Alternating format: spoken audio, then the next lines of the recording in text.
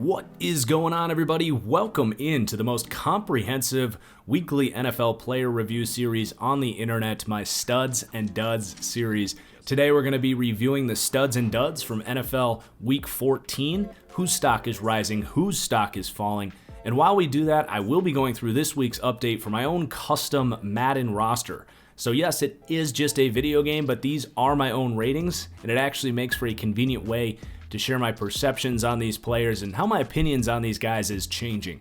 So buckle up, we're gonna go game by game, but I do ask you, please take a second to hit that like button down below and share this video with your friends who you think would also enjoy. It would really help me out. So here we go, starting with the star of the week, and it is gonna be that young player playing for the football team in Washington, quite literally. Chase Young, the number 2 overall pick, regarded by most as the quote-unquote best player in the draft, position independent, and it really showed this week against the 49ers. The pass rushing, definitely there. Now, I will say, if he wants to be Myles Garrett, Khalil Mack up in that elite echelon, you're going to need to see even better games than this from a pass rushing perspective and just more consistency, but he has been injured. Frankly, for the majority of his rookie year, he looks healthy, he looks the part. You can see the bend, the get off, the power as a rusher. If he continues to refine his tool belt as a pass rusher, he could one day be the best defensive player in the league if Aaron Donald retired someday. But it's not just that, the run defense showing up, which is important when you're playing on that defensive line. He can get off blocks and do all the things you look for. He's got the size and physicality to play it, but he's got the playmaking instincts in run defense as well. His ability to kind of sort his way through traffic, and whether he's doing some of the things he did in this game, like tracking down the running back from behind, coming in with that long, powerful arm and punching exactly where he can force a fumble, or sorting his way to a fumble recovery and picking it up in stride and housing it. Like, he just does everything you look for. Appears very much to be that superstar in the making, if not already a superstar. And it's not just on the field. He has this superstar aura about him. The players there are just gushing about his leadership. I wouldn't be surprised if he took the field this weekend with a captain's badge. Like, he just is the face of that franchise already. So clearly passing every test you needed to see to make up for the fact that, you know, this had a lot of expectations, and I think we're finally seeing it in the making. And right now, Jeremy Chinn, probably my pick for Defensive Rookie of the Year, but if Chase Young plays like this every week for the rest of the year, these last 3 weeks, he's going to take that thing home, I believe. And then our dud of the week, it's going to be Matt Ryan, quarterback for the Falcons, and just kind of slowly losing that luster throughout the year since the MVP season that, if you ask me, probably shouldn't have won to begin with, because he is just the definition of a system quarterback. He doesn't have elite traits. Now, he's extremely smart, and he's going to play much better over the course of this season and into next year, wherever he's playing, than he did last week against the Chargers. But my God, this was a terrible football game. And the thing is here, the reason he's really dropping here is the decision making. He's thrown some really bad picks. There's multiple in this game. They've shown up throughout the year as well. And just the physical arm talent. It's never been elite, but you can just tell, man, he tries to throw an out route at the end of this game. It's behind the receiver and just floating there for an interception that cost this team the game. Matt Ryan is back into this tier of good quarterbacks for sure, but system quarterbacks that need help around him. If the offensive line drops off, if Julio Jones isn't playing that week, you're not getting a superstar quarterback by pretty much any stretch of the imagination. So Matt Ryan, -2, 83 to an 81, your dud of the week. Now let's get into the games, and just for whatever reason, not as much movement this week, just a lot more guys playing to expectations, I suppose, but not that we don't have a lot of movement. These are going to be big updates every week, no matter how much movement we have. But let's start with the Broncos-Panthers game. Drew Lock is going to get a boost. He played definitely his best game of the season, quite possibly the best game of his career. Definitely passing the eye test here. It's just a matter of consistency. He has not played well this year. I'm not going to get into it too much, but yeah, great game. Let's see how he plays the last 3 weeks of the season here. If he plays like this the last 3 weeks, you're probably bringing him back, which we'll find out if that ends up being a good or a bad thing. We've seen quarterbacks kind of do this at the end of seasons before, and it kind of bites the team in the ass because they buy back in after a really rough season, and I'm a little afraid of that with Drew Lock, but we'll focus on the good this week. It was a great game, utilizing the whole field in the passing game, looked explosive, and limited those turnovers, which is a big thing for him. So +1. And then KJ Hamler, he has arrived. I loved KJ Hamler in this draft, and honestly, it's kind of a shame that the quarterback situation here has been such a mess all season, because he would, to me, be in this conversation with all of these excellent receiver classes. I can't even picture another receiver class, even the one in, 2014 with Odell and Evans and Devontae Adams and all those guys. This class is just stupid good. But KJ Hamler, not just being that kind of gimmicky trick play guy, get him the ball on a jet sweep or put him in at running back, actually getting downfield and converting as a deep threat, almost like T.Y. Hilton, which was my NFL comp for him coming out of Penn State. So I really like what I saw from KJ Hamler. This receiving core could be absolutely nuts, and he definitely helped Drew Lock in this game too. Then on the defensive side of the ball, Deshaun Williams continues to just be an under-the-radar stud in run defense here. Definitely a Dave Gettleman Award winner for those familiar with what I'm referring to there. And then Devontae Bosby, he's back. They cut him. He went to Arizona. He didn't work out. He came back and had a great game here against Carolina. So we'll see if there's anything there. They definitely need help. Michael Ojemudia at that outside corner spot just hasn't been all that good, and AJ Bouye has been banged up. And then just some notes here. Troy Fumagalli, he came back as well. They cut him earlier on in the year, but he came back and had his best game as a pro. I liked him coming out of Wisconsin. He doesn't have a finger on it. He's missing his pointer finger on his left hand.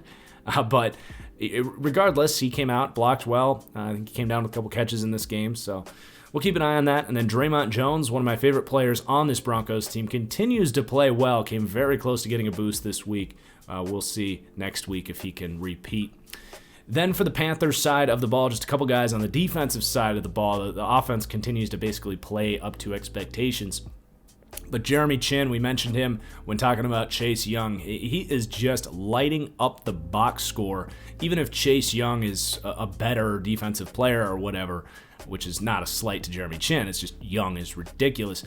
At the end of the day, to win an award, you do need production and stats, and that is exactly what Jeremy Chinn has. He is just all over the field, sacks, forced fumbles, and tackles, just up there in the league leaders, especially at the position for tackles. So it's not just stats. Like, he has been a better player. He has been much more dependable in coverage. He has missed way less tackles over the last 6 weeks of the season. He has emerged as a growing star at the safety position. So really excited by what we've seen from Jeremy Chinn. The physical traits are off the roof. I mean, if he continues to develop, he's going to be in that Cam Chancellor, Troy Polamalu breadth of just awesome, versatile safeties.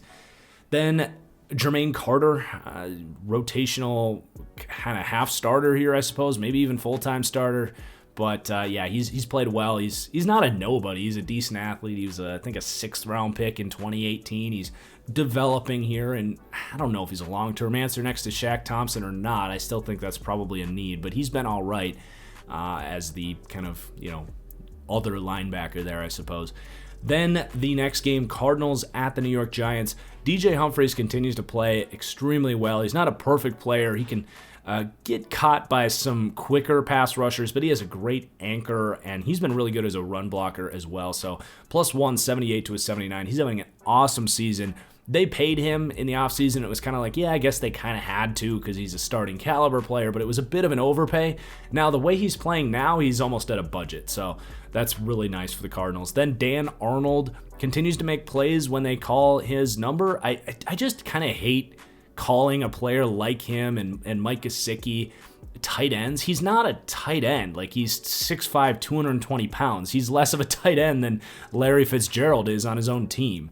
So I don't really fully understand that, but at the end of the day, he makes plays when they call his number, and teams don't really know how to match up with the guy. So he is a mismatch problem, and he's shown to have some really nice hands, ability to track some tough placed balls by Kyler Murray. And I mean that in a good way, like throws where Kyler is just saying, go make a play, like he did in the red zone this game. Came down with a nice touchdown down there in the red zone. So +1 for Dan Arnold, not a blocker at all. He's more of a receiver, but +1, 69 to a 70.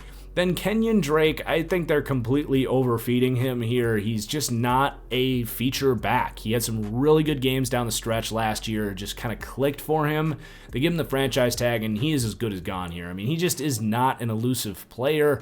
He's not seeing the field quite as well. It's just kind of painful to see them, I think, really lower the ceiling of this offense by giving a back like Kenyon Drake this many touches. He's fine, but he's just not anything special at the running back position. Then Hassan Reddick, plus 171 to a 72. 5-sack day. He's had 12 sacks in his career. Now his career total is up to 17. There's a little bit of Vic Beasley there, right? Like, he's not a 10-sack player. He's got 10 sacks on the season. He's not a player that you want to pay a bunch of money to be an edge rusher, but he's having a nice season. He's found his role here.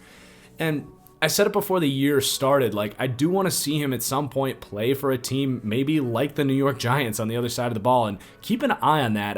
I'm just going to have a take right here that the Giants pay Hassan Reddick like $8 million to be a starting outside linebacker, and that's because of the scheme fit. They run this Belichick 3-4 defense where these outside linebackers are these athletic, hybrid defensive end outside linebackers, just like Hassan Reddick. So I'm going to make a take right there. We see guys pay players that go off against them, so keep an eye on that, and we'll revisit this if that ends up happening. But at the end of the day, Hassan Reddick has become a very serviceable player, and good on the Cardinals to recognize finally, like, okay, the whole, what was he, a 13th overall pick or something like that, and converting him to off-ball linebacker, that clearly was a mistake. But hey, he has some traits as a pass rusher. He's a Vic Beasley-esque player with a ton of speed and bend off the edge. And he's getting more physical as a run defender and doing some stuff in coverage too. So, Reddick is refining and rebuilding his career in stride here with a huge, I'm assuming he won Defensive Player of the Week performance. I don't know how you wouldn't with a 5-sack day. And then on the other side, the guy that Reddick was really embarrassing was, unfortunately, Andrew Thomas, who was one of our stars the week last week. We went with Josh Allen ultimately. But yeah, Andrew Thomas went up 2 last week and had really been settling in. 5 really good weeks in a row. Looked like he was refining his tools as a pass protector, and boom, he could not keep up with Hassan Reddick. And he's just coming along. I really liked Andrew Thomas. He's my tackle 1 in this class. But I did say he needs to refine that kick slide technique that they really screwed him over at Georgia, in my opinion. They didn't have a lot of traditional pass sets. So he's going to come down 1. He needs to improve that kick slide technique. I still believe in the guy, but this was kind of an ugly week. Then Caden Smith, plus 169 to a 70. Been a nice do-it-all tight end for them. And then James Bradbury, plus 182 to an 83. What a free agent signing that has been. He's just been so steady over the whole season. He plays a lot of off-zone coverage. For a Belichick defense, they actually almost run more cover 3 than anyone in the league here. And that, to me, is why Bradbury's been such a success. When they signed him, I was like, I like him, but I like him in a zone-heavy scheme. I don't like him coming to a Belichick defense where he's going to be playing man coverage and turning his back to the quarterback and getting exposed like that. But that's not been the case. They have catered to his skill set as their big free agent signing, and it's totally showing out. So he's having his best year of his career. He's been awesome. He's gone against DeAndre Hopkins and DK Metcalf the last couple weeks and gotten in their face and done some nice stuff. So James Bradbury, plus 182 to an 83. Then we've got the Cowboys-Bengals game. We're going to get through this one very quickly. Very little to take away from this game. The Bengals are just a lost cause at this point, so hard to award too much to the Cowboys here. But Rashard Robinson, plus 2, 63 to a 65, and Savion Smith, plus 3. Very low-level roster guys playing by need here because of all the injuries in the secondary. But 2 former SEC defensive backs. Robinson, a former 4th-round pick. Maybe there's something there. I doubt it. But yeah, I mean, they're getting on the field and have been Band-Aids for this secondary that's desperately needed it. So they've been fine, but nothing special. And then for the Bengals, just one guy here, Samaje Perine. I don't know if he's picking up the pace here because his brother is in the NFL. He wants to finish as the better Perine, but he's playing with Joe Mixon out, and he's been fine. So plus 2, 67 to a 69. All right, Texans at the Chicago Bears. Another really ugly game, but some stuff moving here for the Texans. Chad Hansen continues to impress, basically catching everything that is thrown his way. Just a big-bodied possession receiver. Very similar to like what Travis Fulgham did earlier this year, just a team that is in need at that receiver position, and he's stepping up. He's making some tough catches, so he looks nice. And then Laramie Tunsil, -1, 87 to a 70, 87 to an 86. He was a breakout, like, all-star in the start of the season, and I'm not going to shred him too much here because it's just so hard, especially at a line position where you need to bring that physicality and effort every snap. It's just hard when your season is so lost to bring that consistency, but Tunsil has shown some flaws as a pass protector. He's going to come down just a little bit. I think he'll come back and kick some ass next year, the highest paid tackle in all of football. But yeah, he's got to come down. He's been giving up too many pressures lately. Then Lonnie Johnson, +1, 68 to a 69. Former cornerback, converted to safety here, and he's been stable. He's been fine. He doesn't have a lot of range, and he's a little stiff to play that sort of strong safety traditionally, like to man guys up out of the slot. Those strong safeties got to do a lot of that. So just kind of a weird tweener, but he's been fine back there. He's going to go up. I definitely like him as a kind of too high safety, and I certainly like him there more than at corner because I just don't think he's got the athleticism to play corner. Then for the Bears, Cody Whitehair has settled back down. He was so bad to start the season, and this has been a trend for him. When he plays guard, he's one of the better guards in football, but for whatever reason, he just struggles at center, and that can happen. I mean, it's just a different position, so I don't think anyone's going to view him as a center again. He kicked out to guard out of necessity because James Daniels has been injured here, and the Bears are probably going to keep him there. He's just been so much better there. Really 2 elite weeks at that position in a row. He's been a big part of their success and what David Montgomery has been able to do. So Whitehair going up, and then Sam Mustipher and Alex Bars. So these guys played together at Notre Dame, kind of a unique story there. Just 2 total under-the-radar underdogs here. Stepping in and playing at a starting caliber level. They've both been very capable there. I don't know if they're the long-term answer or not, but they're certainly going to continue to try them out, and we'll continue to monitor that. Cole Kmet and Jimmy Graham. This tight end room is really good. Cole Kmet, more of the blocking, physical guy. Jimmy Graham, more the guy they try to get outflexed a little bit more, the red zone threat. But yeah, Kmet's been a great blocker. He showed that toughness. I don't know yet if he has the upside to reward them for that second overall pick or not, but he looks good. And if he's Kyle Rudolph, you're not going to complain about that in the second round. And then Jimmy Graham, the Bears got a lot of crap for signing him, and all of a sudden Jimmy Graham looks a little bit more like, at least like he did in Seattle. He is catching balls in traffic, which he refused to do in Green Bay. He's not dropping the ball. He looks okay, looks solid. So both these guys playing well for Mitch Trubisky, who's going to go up as well. How could he not? He's had 2 really good weeks in a row. Still had some mistakes in there, had some missed reads and stuff. That's going to be Mitch Trubisky. I don't think he's ever going to turn this thing around and totally flip the script and be an elite quarterback, but he's making things interesting here. Man, I don't want to talk anymore about Mitchell Trubisky. We'll see how the rest of his season ends.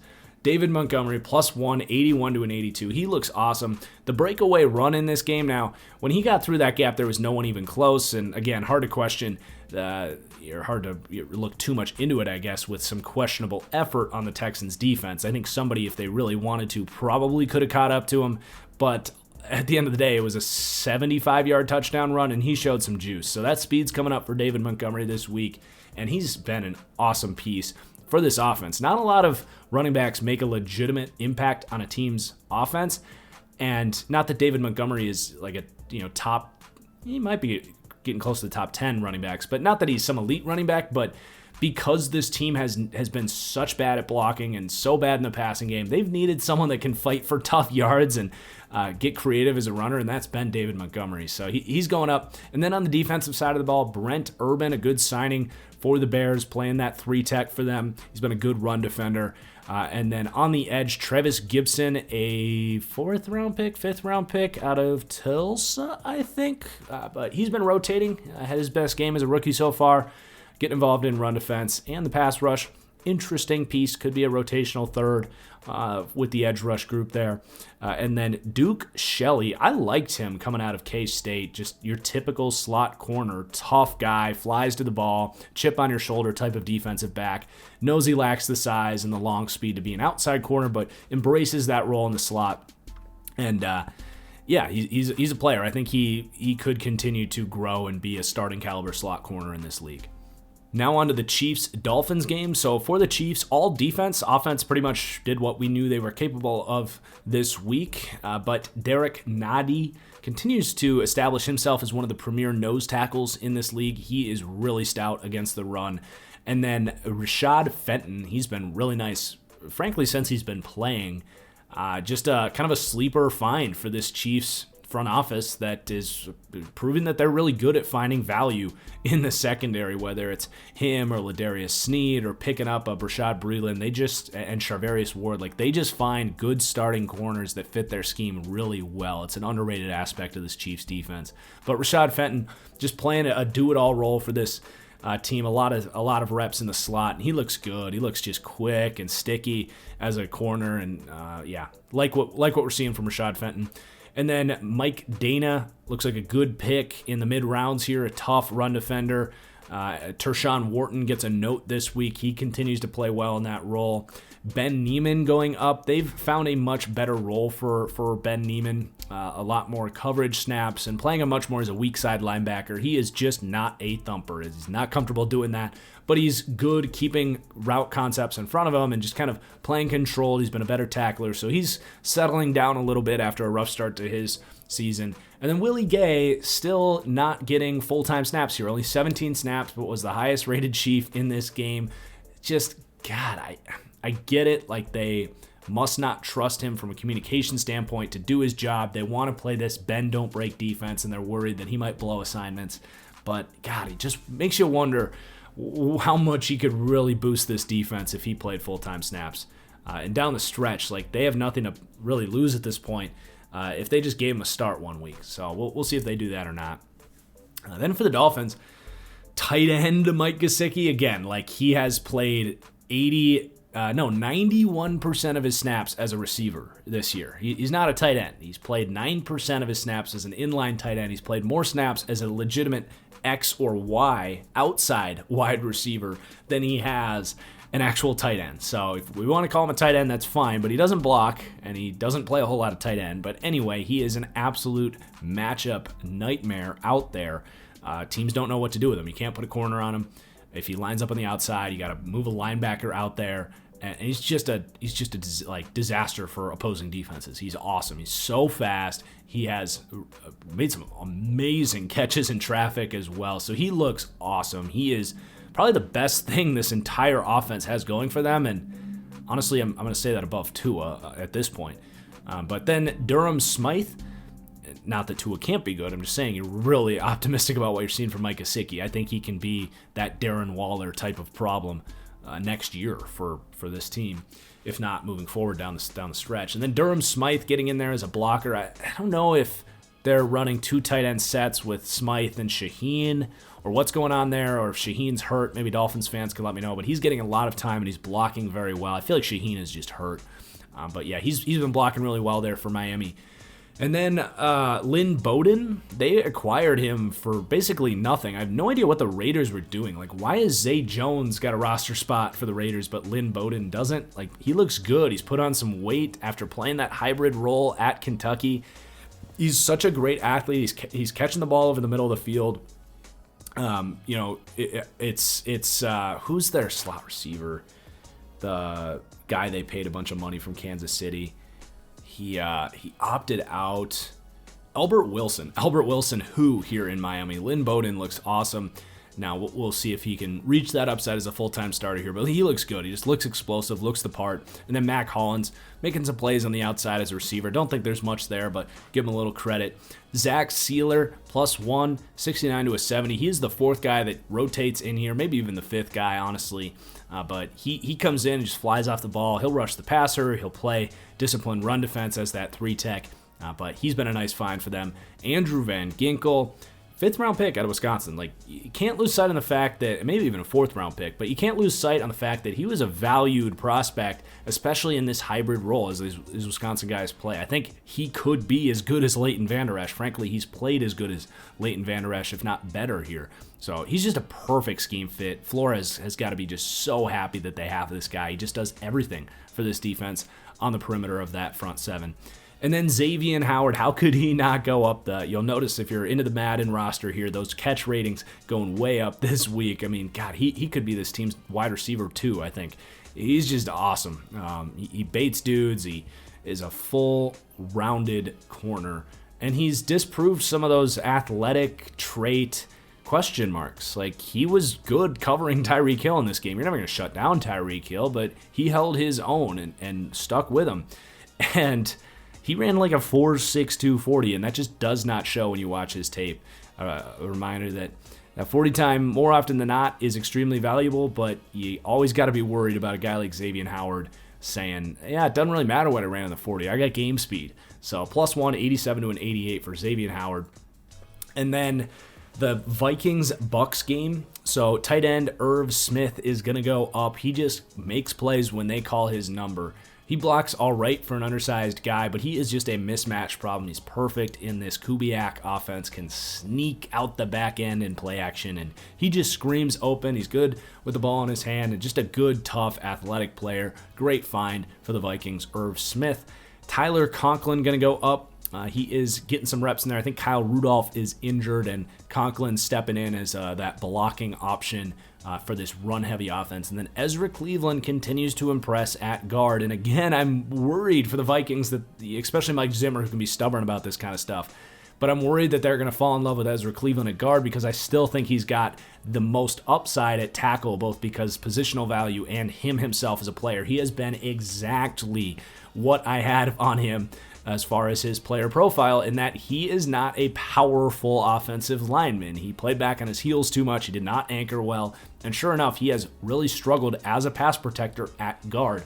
But the good things that Ezra Cleveland showed, which was rare get-off in the run game, which translates really well in an outside zone scheme like this, it's translating. He has been a phenomenal run blocker for these guys. So I'm worried that they're going to fall in love with that. And I don't love him next to Garrett Bradbury. It's just not a lot of power and anchoring for an interior offensive line in front of Kirk Cousins, who just can't handle pressure all that well. So I'm not trying to trash Ezra Cleveland. He's done a great job stepping in at guard, but I want to see him out at tackle next year, and I don't think they're going to do it at this point because he looks too good at guard almost. But then the Bucks, Jordan Whitehead is going to go up. He's been awesome in the secondary there. This whole secondary is just rounding out so well. Whitehead's probably been the biggest surprise. Antoine Winfield had a great game this week, and those corners are just solid. Ross Cockrell's going up as well. This was a great pickup. He's just been a good rotational fourth dime defensive back for them. Kind of plays everywhere. He's a former, studly corner, not star corner, but he has some athletic traits. He's a veteran. Just a really good pickup for this Bucks front office. And then Patrick O'Connor, made a nice stop in the run game this week. He's going to go up 64 to a 65. Whatever. Let's move on. Tennessee at Jacksonville. Derrick Henry is going to go up this week, just obliterating this Jags offense. No, Derrick Henry is not an MVP candidate, not in a year with Mahomes and Rodgers having historic quarterback seasons especially. But man, when he has games like this, it is just fun to watch. He is so unique. We've gone a long time since seeing a running back like this. I would say Adrian Peterson's MVP season was the last time we saw a running back truly just single-handedly take over games. He didn't even get that good of blocking in this game, to be completely honest. The blocking was fine, but he had good vision to see holes developing in front of him, make some nice cuts, and that's what's probably been most impressive to me about Derrick Henry's development is his vision has been legitimately great, and obviously the breakaway speed at his size and all that, but he's going to go up. He's been awesome. Jeremy McNichols as well has done a good job kind of coming in, making some guys miss, and it hasn't been crazy or anything, but he's better than a 62, Then A.J. Brown was also dominant in this game. I've now heard multiple analysts that I respect say that A.J. Brown is a body catcher, and I don't see it. He's been attacking the football with his hands all year. I think he's got legitimately great hands, especially in traffic. We also saw the one-handed catch this week.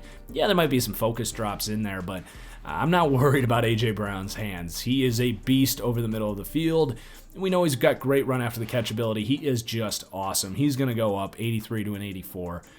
Then Jeff Swaim getting in there. This tight ends team has kind of an embarrassment of riches at tight end. They have like 4 guys who have some athleticism, can block, sneak out on play action. They're just perfect scheme fits here. It doesn't seem to really matter whether it's Jonnu Smith or Ferks or Mecole Pruitt or Jeff Swaim here. They all seem to play those roles really well. And then on the defensive side of the ball, the secondary is settling down a little bit. Malcolm Butler's actually come in and had a really nice 5-6 week stretch here. So he's going to come up. It's obviously not just playing the Jags here, which most defensive backs look pretty good. But yeah, Malcolm Butler's been solid for them. And then Ty Smith as well. I don't think there's a whole lot there, but he's going to go up 165 to a 66. Had a good game there this week. Then on the Jags side of the ball, Ben Bartch, offensive lineman that a lot of people liked. I liked his versatility, a guy that could play tackle, maybe kick into guard, but I did ultimately think he probably was a guard, and here he is. He gets a full-time start this week. Looks pretty good. They may have something there, and A.J. Cann's been playing pretty well at right guard, and they obviously have Norwell, but it's just good to have depth and someone that could potentially start for this team. So Ben Bartch, I don't know if he would kick back out to tackle in the future or what. Maybe he could do that, but definitely an intriguing rookie. That's what this Jags team is looking for at this point, is guys like him and Joe Giles Harris to step up and make the team for next year, basically. So Harris looks really nice out there. Smart linebacker, a fast linebacker. He's been really physical. He's taken on blocks. I think he could be the third linebacker going into next year, and you feel really good about that position group with Schobert and Jack and Joe Giles Harris. You're just set there. Then K'Lavon Chaisson had a great week finally here.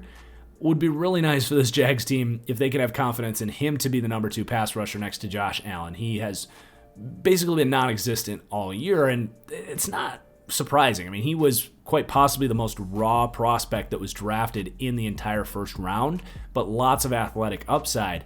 And if he can get after the quarterback like he did in this game for the remainder of the season, you would feel really good. Otherwise, you might want to look into putting a veteran in front of him and see him as more of a developmental piece. But at the end of the day, this was a great game for K'Lavon Chaisson.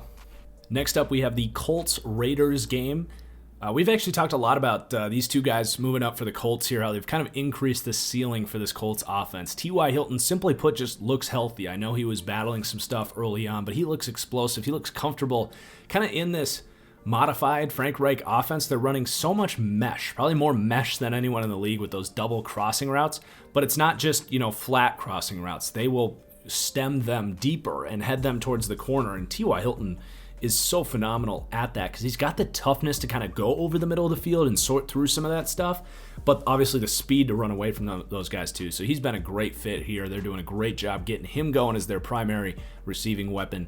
And then Jonathan Taylor totally breaking out and emerging. I mean, he's right there over the last 2-3 weeks, eye test wise, with your Nick Chubb, your Derrick Henry, as these big, powerful, explosive, big-bodied running backs. And yeah, I mean, it's as simple as that. We all liked the fit when he landed here behind this offensive line.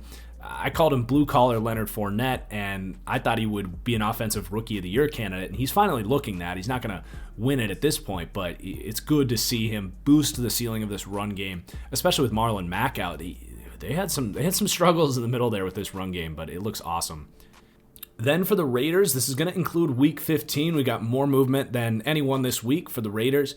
But Marcus Mariota, what can you say, man? I went back to watch my deep dive to see what I said about him. Now, the take was a little off because I thought the Raiders would be really bad and they would go to Mariota potentially over Derek Carr like as an intentional thing. This definitely happened in a different way. The Raiders are good and Derek Carr got injured, but same basic thing. I compared it to what happened to him with Ryan Tannehill and how he could step in and kind of, with taking a step away from the game, just kind of come back in, play with more of a chip on his shoulder. And I think that's exactly what Marcus Mariota needed, was a slap in the face to say, hey, dude, like, you can't get by in the NFL these days throwing checkdowns on third down and getting sacked, holding on to the ball too much. Like, you gotta push the ball downfield. You gotta do something. You gotta play with that chip on your shoulder. It's exactly what happened with Ryan Tannehill, who had identical criticisms getting flushed out of Miami. So it's really fun to see this kind of in motion again, and he's under contract another year. the Raiders could legitimately get something for Marcus Mariota. Or hell, they are so impressed by Mariota, they get something for Derek Carr. I don't know if we're weeks away from coming to that conclusion. I mean, Carr's been great, but yeah, Mariota was awesome. The Chicago Bears had to be watching this like, oh gosh, we picked Nick Foles over this guy? What the hell are we doing? And they're even paying Nick Foles more and gave up a pick for Nick Foles. It's so embarrassing. But yeah, Marcus Mariota was awesome. +3, 67 to a 70, playing with that confidence, bailing out of the pocket, making plays with his feet, and dropping dimes down the field. So really cool to see Mariota playing like that. And then Trent Brown, just trying to boost him up. He's been really solid. Now, he struggled really bad a few weeks ago. I wish I put it in my notes, but against more of a speed rusher. God, I want to know who it was now off the top of my head. But at 380 pounds, obviously when a guy has, it was Brian Burns. He really struggled with Brian Burns, which is not a surprise because Brian Burns is just, the difference between these guys with 380-pound Trent Brown, who obviously isn't going to get elite depth in his pass sets at that weight, and Brian Burns could basically just run around him. But yeah, his anchor is unparalleled. He is just not raw athleticism, but just raw strength and just a beast. And he's got good technique. So good to get Trent Brown back after some COVID and injury stuff. But the other offensive tackle here, Colton Miller, has been a super pleasant surprise. We've talked a lot about him, but he back-to-back weeks here just continuing to kick ass as a pass blocker. So he's going up +3, using those long arms to really latch on and break guys down from pass protection.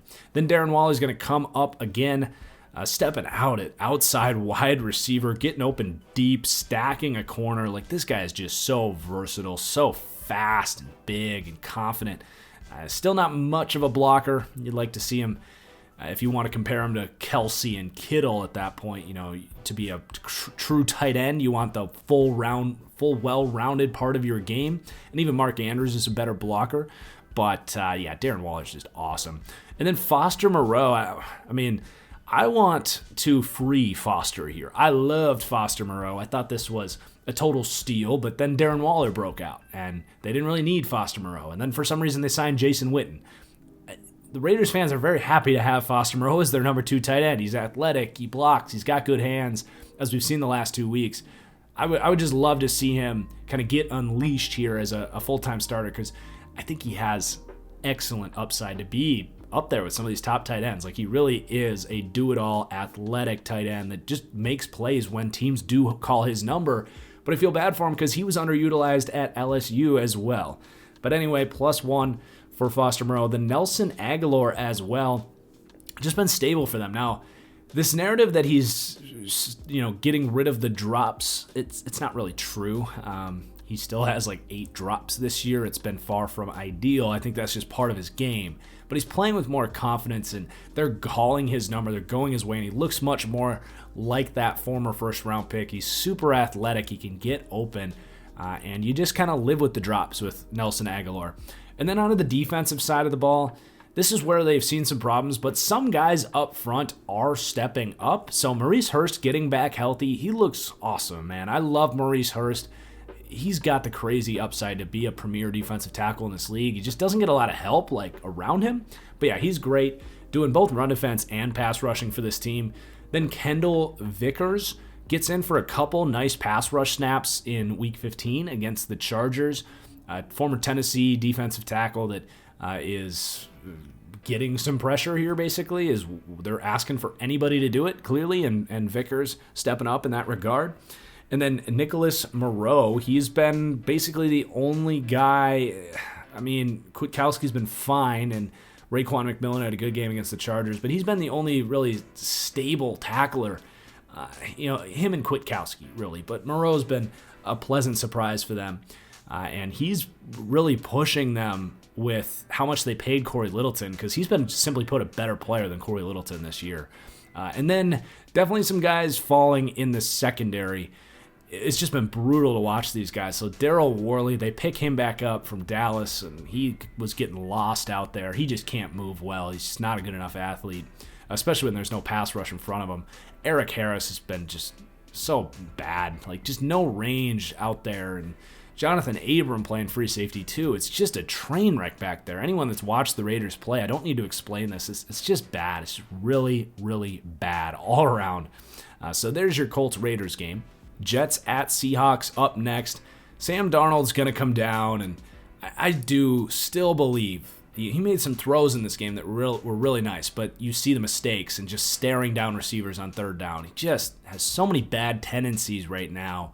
I do believe if he went to a Pittsburgh, an Indianapolis, a Carolina, they could revitalize him. Very similar to what's happening with Marcus Mariota potentially with the Raiders.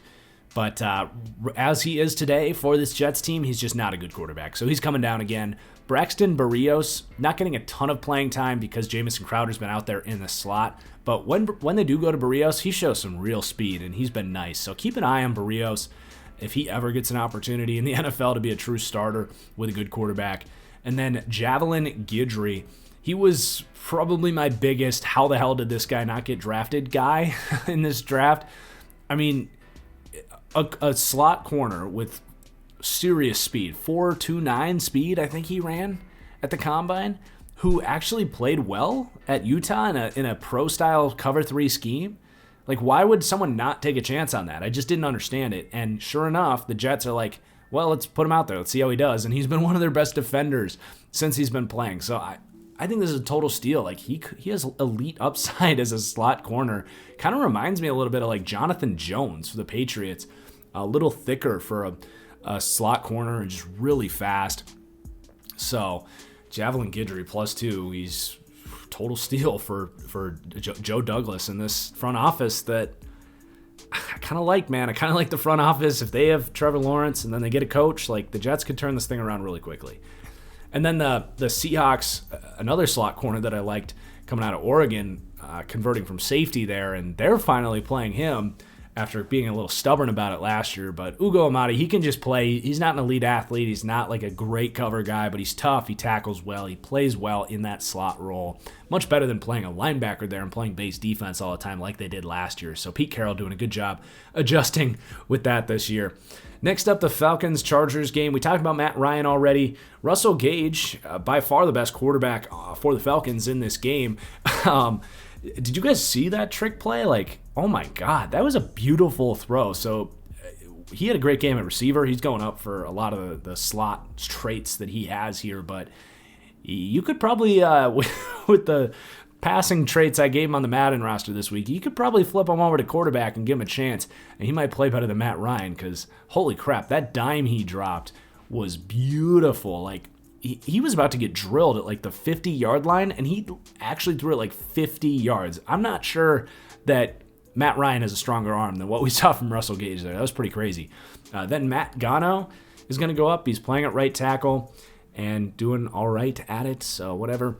Then the Chargers are going to be our next team here. Justin Herbert +2. This is over week 14 and week 15. He's been really impressive. I mean, the only like brake pumping you need to do here is the fact that it's the Falcons and the Raiders, but God, he's just been so awesome. This is not the player we watched at Oregon, and myself and, I don't know, 90% of the draft community were wrong, I guess, but he's just been awesome. And the two things that I talked about on Twitter surprising the most, things that just I don't think you can say with any evidence were on his college tape that he's using to really thrive at the next level.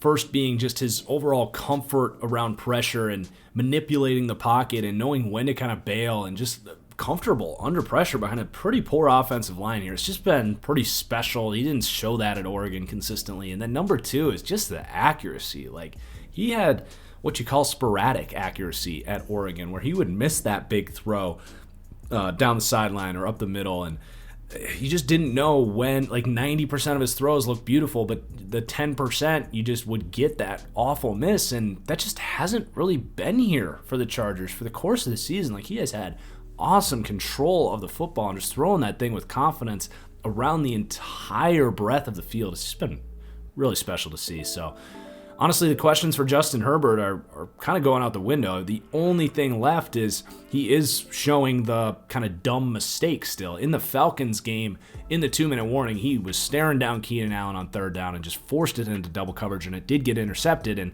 that's yet another really bad interception in crunch time. And I do think that's a fair criticism of him, that it's very similar to what we said about Josh Allen over the years, in that you just can't consistently do those things. They'll show up and it's fine, but the rate at which he does them is definitely, it's eye-opening, it's concerning. But if you want to compare him to Josh Allen, I mean, Justin Herbert's just accuracy just blows anything Josh Allen showed before this year out of the water. But Justin Herbert +2, he's been awesome, probably the offensive rookie of the year, and just lit up the world on Thursday Night Football against a practice squad defense in the Raiders.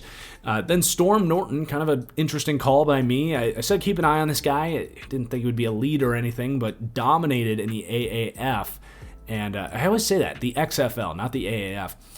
But he's been starting to tackle, and he's been fine. He's not been dominating or anything, but he's been holding his own. So we'll see there. I don't think he's a full-time starter, but nothing else. He's just a good tackle to have as a backup that can come in and play. And then Trey Turner's been just awful here. Just awful. He's given up, I think, 17 pressures in half of the season. It's just been awful. Just terrible for Trey Turner. What a bad trade Russell Okung for Trey Turner was. Then KJ Hill. Not that Russell Okung's been super healthy, but I'd still rather have him than Trey Turner. KJ Hill, he's too good to be a team's 5th receiver. I loved him coming out of Ohio State. Maybe he eventually gets a starting role here. I just don't know. They've got all these good receivers, but looks good when they call his number. That what I said, he was the Hunter Renfrow of this draft, and kind of looks that way, just not getting the volume and the playing time as that surefire, high floor, low ceiling slot receiver. Jalen Guyton, he's got a little bit of the dropsies. I don't love his hands necessarily, but he can get open. He can burn. Had the nice double move on the post route in overtime to basically seal this game. So +1, 68 to a 69. He is a nice piece for this passing game. And more than a piece here, Tyron Johnson. I honestly love what I see from him. He has real 4.3 speed. He has really nice hands. He attacks the football. He's got a good vertical. He's a decent route runner. He's only getting better. He was the third piece of a really explosive Oklahoma State passing game that made Mason Rudolph look like Ben Roethlisberger in his prime. And he just kind of fell under the radar because the other guys just had better draft pedigrees or whatever, or just were more consistently used in that offense. But Tyron Johnson might be the best of the 3 guys that came out of that offense, which was the Steelers, Washington, and then Marcel Aitman, who's been on the Raiders, ironically. But yeah, Tyron Johnson looked awesome again this week, and he fully was like a starter this week with some of those injuries. And you feel pretty good about letting Mike Williams go with what you're seeing from Tyron Johnson, because he has legitimate deep speed. And next to Keenan Allen and these other guys, man, I would be super excited about the breakout of Tyron Johnson. He looks awesome. And then on the defensive side of the ball, just some lower level guys making some plays here. Nick Vigil. Now, I believe he has gotten the signal calling helmet where he gets the call from the defense coordinator, and they've taken that away from Kenneth Murray. And ever since then, he's playing with confidence. He's tackling better. So Nick Vigil going up, and then Jaleel Adai +2, 67 to a 69 for him. And, we didn't have the best game against the Raiders necessarily, but against the Falcons had that huge interception on Matt Ryan to jump that corner route or the out route. He's been a nice piece for the Chargers as they've kind of tried to figure some things out since the Derwin James injury. The Packers at Lions, almost the entire offensive line going up this week. David Bakhtiari is resuming as the best tackle in football. I know Ronnie Stanley's been injured, but it's pretty much inarguable right now what David Bakhtiari is doing. He is just lights out. Second highest paid behind Tunsil, I think. But he got the bag to protect Aaron Rodgers probably for the rest of his career in Green Bay, but well worth it. And he's run blocking well too. Elton Jenkins, he's been so impressive this year. We know he's a good player, but he's played some tackle. He's stepped in at center with Corey Linsley being out. and he's been awesome. He is just a future star, whether he's at guard or center. I think they like him at center because they're probably going to lose Corey Linsley, and that's pretty much plug and play right there, and he might even be a better center long-term than Corey Linsley. And then Rick Wagner, he's been an upgrade to Brian Bulaga, and I talked about this when they signed him, that because they like to run the ball so much, he might be better for them because he is a much better run blocker than Brian Bulaga, and he stays healthy. And he's been a solid pass protector in the scheme too. So that was just a great signing. That was probably, if you made a top 10 free agent signings list, the whole Rick Wagner move for the Packers was awesome. And then Billy Turner has kicked into guard, and he's stabilized there too. So this offensive line is one of the best in the NFL. And then Marquez Valdes-Scantling, here we go again with this thing, but I talked about that on the podcast this week. Something seemed to flip for him. He was attacking the ball with his hands, catching the ball with confidence, and moving quickly after the catch as well. It could just be a 1 week thing, and he could come out and have 3 drops against the Panthers, and Rodgers is screaming at him again. But if this is Marquez Valdes-Scantling moving forward, he's a legitimate fear factor for this offense. He is a freak athlete, and if he catches the ball like that, it's as simple as that. He runs good routes, he's fast, he's tall and long, and it's just been the drops. And this week was really nice. He had 6 catches, caught everything thrown his way, and was really dominant. And then Robert Tonyan, he's fine. He's a good piece in this offense. It's much more just getting schemed open. He's a decent athlete, kind of a converted smaller school receiver type of guy. He's not a great blocker, but he tries really hard. And then Rodgers just puts the ball right on him. Like, he's a good piece. He's playing well, and he doesn't drop the ball, which is more than they've had with like Jay Sternberger per se. Then Devontae Adams going to go up again. The speed actually coming up. He ran that 4.56 coming out, but clearly just he has developed that part of his game as far as being a deep threat, being able to run away from guys. And that's been, with the improved speed that we've seen and the hands, like, he is dominating guys. He doesn't have a drop this year, and now he's going to have one against Carolina. I can almost guarantee it now that I said that. But he doesn't have a drop this year, and he's been awesome in traffic, better than he's ever been. He's right there with DeAndre Hopkins for the best all-around receiver in football. I'm still taking Tyreek Hill over him, but he is challenging DeAndre Hopkins at this point in time. And then on the defensive side of the ball, they were fine this week. They weren't great, but Christian Kirksey, it was not fine. He was getting abused in coverage this week, and he's been bad in run defense. They're going to want to get out of that contract this year. And I didn't like that signing the day it happened. I did like the Billy Turner or the Rick Wagner signing though. And then for the Lions, just 2 guys here. Frank Ragnow fractures his throat this week. It's kind of badass, but hopefully he's all right. He's been their best offensive lineman for sure, and he's a rising superstar. I really think he's going to be one of the best centers over the next decade. He's just a do-it-all, awesome lock center. And then Tracy Walker, time for him to come down. He just hasn't been an impact. It's not that he's necessarily been bad, but he's been a bit of a disappointment. He's just not making plays. He hasn't been that impact as a downhill run defender either. So he's fine, but just coming down.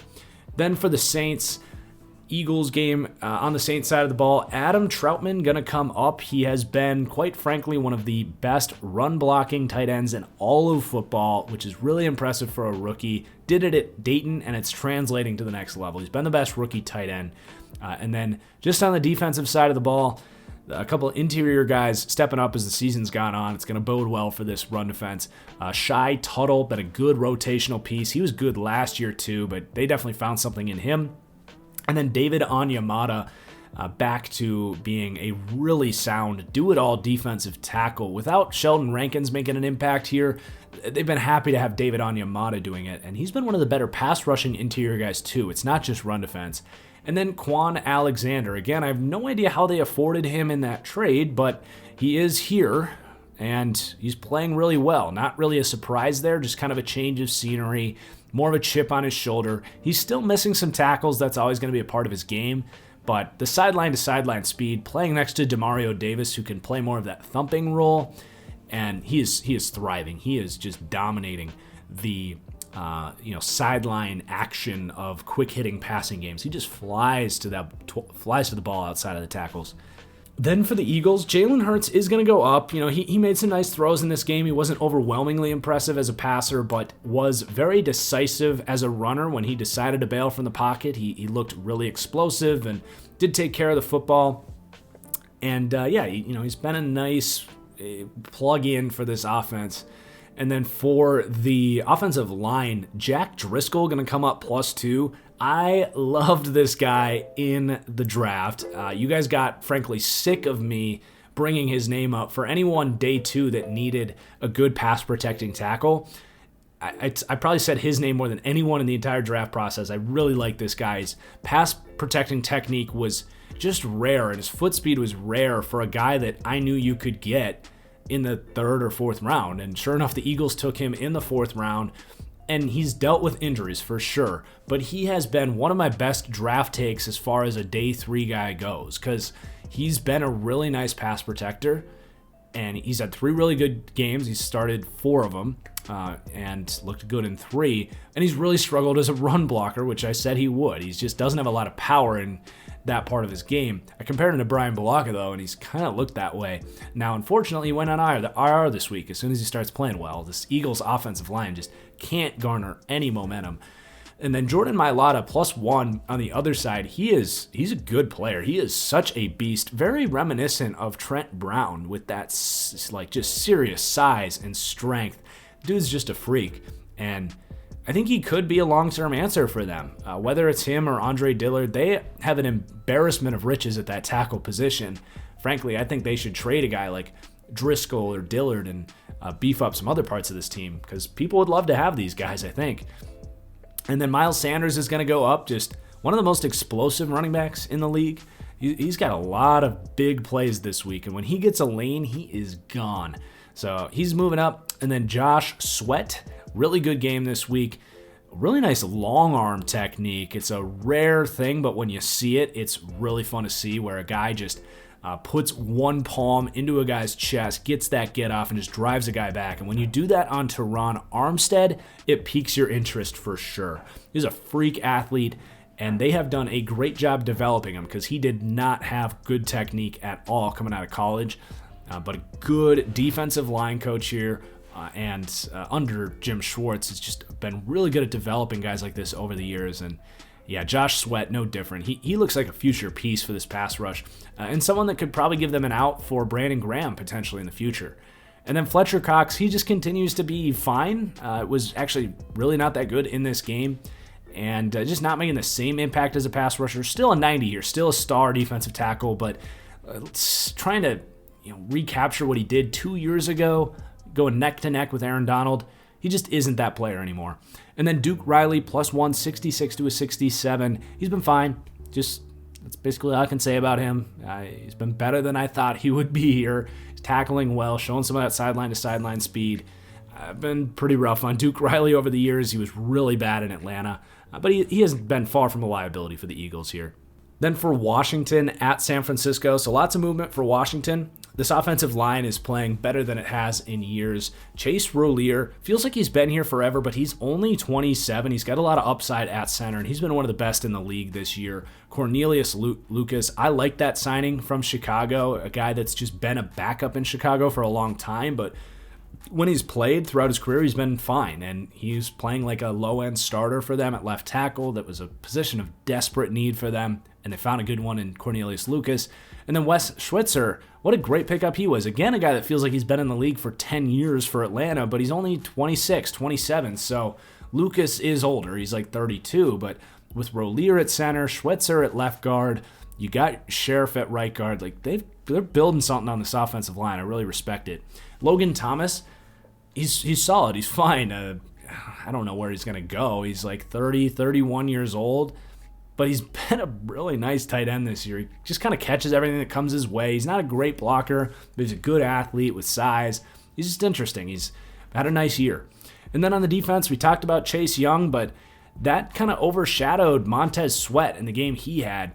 He has been, let's just say, a top 5 edge rusher against the run. And my big thing with Sweat, hit or miss on him. I saw the upside. I saw some flash plays, and I said that he needs to go somewhere where they can tap into the athletic potential, put pieces around him, give him good coaching, and let him find out what kind of player he wants to be. And that's exactly what they've done here when they drafted him. And then especially when they gave him Ron Rivera, I said Sweat is going to work out, I think. And he is beefed up.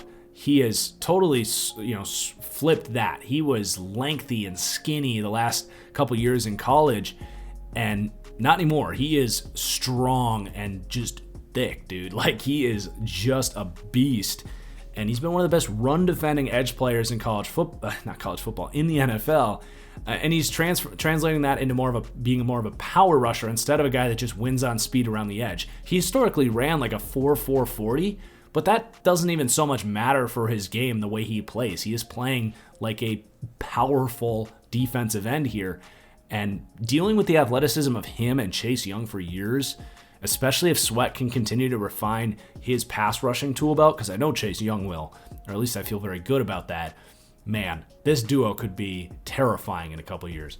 And then on the back end, Cameron Curl has been just a great pick for them out of Arkansas. Limited athletic traits, but he plays down in the box, just kind of has that nose for the ball. He's a good tackler, sticks with guys in coverage. He's just been a nice piece. I don't know what his upside is necessarily, but at least a starting caliber box safety. And then Jeremy Reeves is an interesting guy.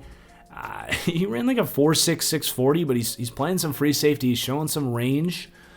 I don't know what we have there. He's not playing a whole lot, but he's grading out really well in coverage, so and getting those reps and earning the respect of this team. So we'll see what he ends up as. I think he's probably just a third or a fourth safety, but I've piqued my interest on Jeremy Reeves. And then James Smith-Williams, plus 165 to a 66.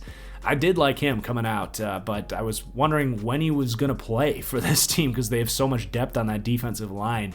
And they're finding places for him to get in there on early down run defense, and he's showing some of the ability to get off blocks and track down ball carriers that he did at NC State, so plus 1 for him. Then on the San Francisco side of things, Brandon Ayuk continues to impress. Such a great scheme fit. I went back and listened to what I said about him on draft night because I had a third-round grade on him, but the second he ended up with Shanahan, I ended up giving it a B, which is rare for taking someone I didn't think was a first-round prospect, but it just made sense, man. He is a perfect scheme fit here, and with Debo going out in this game, he was like all they had on offense. They just peppered him with targets, 16 targets in this game, and he does exactly what Debo does. He very rarely goes outside the numbers and vertical. It's just catching crossing routes. It's manufacturing touches on pre-snap stuff, and he's just a beast with the ball in his hands. He's had pretty reliable hands, and he's got the speed to get open when Kyle Shanahan is the one scheming him up. So he's been great. Ross Dwelly, plus 2, 68 to a 70, stable, reliable tight end, just kind of a do-it-all, non-athletic guy, but he's fine. Jason Verrett, he's been exciting. If he can stay healthy, he deserves a nice contract from someone. He had a pick in this game, and he's just been such a pleasant surprise for the Niners. And then Javon Kinlaw is going to come down. It just doesn't look ready. I'm going to give any defensive rookie the benefit of the doubt before I write anyone off. But a guy that was such a good pass rusher at South Carolina, it's been pretty concerning that it just has not translated. And we knew he wasn't a good run defender. That was always a problem on his scouting report, but it's been really bad. He just doesn't get off blocks and just doesn't play with that discipline at all. So he has a lot of work to do in the offseason. Let's just leave it at that. Couple games left here, the primetime games. So for the Steelers, we've got guys falling on the offense. My guy, Deontay Johnson, just the yips as a receiver, frankly. He's just got those dropsies right now, and he's got to weed those out quickly because he is in dangerous territory as far as, you can't have these drops in the playoffs. So I hope he bounces back. I think he will against the Bengals, but he has to come down. He's the only receiver in the NFL with double-digit drops right now.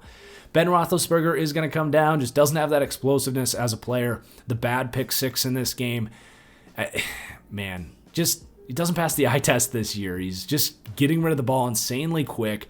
A good defense like Buffalo knows it, and Ben just doesn't see that the Bills are running cover 2, and he's got Teron Johnson sitting on that quick out, that stick route on 3rd and short, and Ben just lobs it in there. He doesn't have a rocket arm, and it gets pick sixed. Like, it's just a predictable offense right now, and I think some of Ben's physical limitations are a part of the play calling here, that they just don't trust Ben to open this thing up vertically. And then James Conner's going to come down. They're struggling as well in the run game, and Conner just hasn't shown anything as a running back. Like, he's fine, but not a star that he's supposed to be for this team. And then on the defense, Terrell Edmunds, he's low-key been one of the better strong safeties in the NFL this year. A guy that, when he was drafted, was a liability in coverage, and a lot of people didn't agree, myself included, that he was a first-round prospect and that he had a lot of work to do. But if this was the trajectory of him as a third-round pick or a fourth-round pick, we'd be applauding him, because he has really worked on his game. He's gotten the coaching of the Pittsburgh Steelers that works out for pretty much everyone, and those athletic traits are shining through. He's been far from a liability in coverage. He's been one of the best tacklers in the league, and he's been awesome. So you're pretty happy about what you have in Terrell Edmunds at this point. Then for the Buffalo Bills, Josh Allen is going to go up again. Now, he did have a pretty head-scratching throw in this game. I think that's just a part of Josh Allen's game, just as we've kind of talked about with Justin Herbert. But when everything you do beyond that is so good and so clean, and he's playing with so much accuracy, and he makes so many phenomenal plays, and he so consistently gets out of trouble when he's under pressure, it just makes up for the bad throw here. You do hope come playoff time that those don't show up, and you do hope that over time he continues to decrease the rate of those really bad mistakes, and that they don't come back and regress towards the mean in that. But that's being overcritical of Josh Allen, because he's now entered this territory with like Deshaun Watson, frankly, of can he be what we consider an elite quarterback, which is drive to drive, game to game, season to season dominant performances like he's had over the last couple of weeks. But ultimately, we're really impressed by what we've seen from Josh Allen. And then Dion Dawkins going to come up as well, having his best season as a pro after getting paid, just kicking ass week after week. He's going to come up again. Then our final game here, Ravens at Browns, game of the week, probably game of the year. So Patrick McCarry going to come up +2, 70 to a 72. And he's played some guard. He's been really solid there. They struggled with Tyree Phillips at that position. They plugged him in after he was kind of a swingman. He stepped in for Skura at center last year and honestly was better. And he's made his way back to that starting center position, and he is definitely intriguing. He is a great run blocker. He's improved his anchor. He's beefed up since he played at college. I've got my eyes on Patrick McCarry. I think he's got a lot of upside at center. The Ravens are so good at developing these guys, and they're very happy, I think, with what they have in him. Gus Edwards is going to come up. Ravens fans have been begging for this for a while, and it's probably warranted, but he was good again this week. Just so much speed and power for a guy at 240 pounds. He's basically what I think the Packers think they have in A.J. Dillon. We'll see long-term there, but same kind of size profile and a lot of speed at that height and weight. And he's a free agent coming up. I'm intrigued. I'm definitely intrigued by Gus Edwards, a rare physical specimen and a guy that they got as an undrafted free agent, I'm pretty sure. And then on the defensive side of the ball, all in the front seven here. So Tyus Bowser, he's just a nice piece. Kind of similar to a lot of the things we talked about with Hassan Reddick, where he's kind of this hybrid edge linebacker, and he's playing that here, and he's not an elite pass rusher by any stretch of the imagination, and hasn't really refined that aspect of his game, but he is playing much more physical in run defense, playing up to his size a little bit, and he's just versatile. He drops into coverage. He actually has 3 interceptions the last 3 weeks, and he's just been a capable edge defender for this team on early downs especially. He's a nice player, and I think he's also in a contract year. And then just some notes on some of these defensive linemen. So Justin Madubuike, I loved this pick in the 3rd round. A lot of upside as an athletic defensive tackle. A player that definitely needed to work on his game, and he's done that. He is by far his best game as a Baltimore Raven. A player that I definitely saw as someone that would grow over time, but not necessarily make an impact in his rookie year, and that's basically what we're seeing here. But if they're getting him to flip a switch late in the season here, heading into the playoffs, there could be some serious plays coming coming Justin Madubuike's way. On the other hand, however, Calais Campbell has been concerning this year. Now, I know he's playing banged up, but at his age, with that kind of freaky profile, some of these taller freak athletes, when they start getting banged up, it just starts to come again and again and again. Now, I didn't lower him because he's got a revenge game against the Jacksonville Jaguars this week, and I bet he's going to go off. So we'll see. If he struggles this week against the Jags, I would be definitely worried about him heading into the offseason or into the postseason. And then for the Browns, to wrap this thing up, Baker Mayfield, I would just refer you to my podcast this week if you want to hear a lot of Baker Mayfield talk, but ultimately, I trust him to continue this development. He's got that it factor, and this week was huge for him. He responded from a 2-score deficit and really took over that game, and he's doing it, throwing it to Rashad Higgins and Donovan Peoples-Jones and Jarvis Landry, who's not a perfect receiver. He's far from a number one. Just so impressed by Baker Mayfield over the last couple weeks.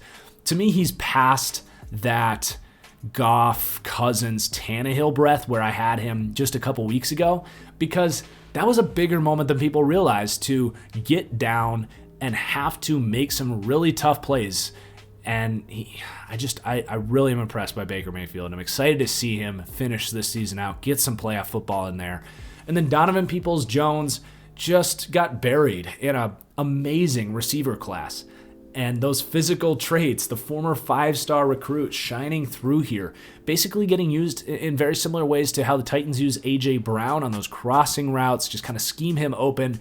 The next step for him is showing some more route running and really working in his game, but nothing, at the very least, he's a freaky 6'2" athlete that you can scheme open. He's got secure hands.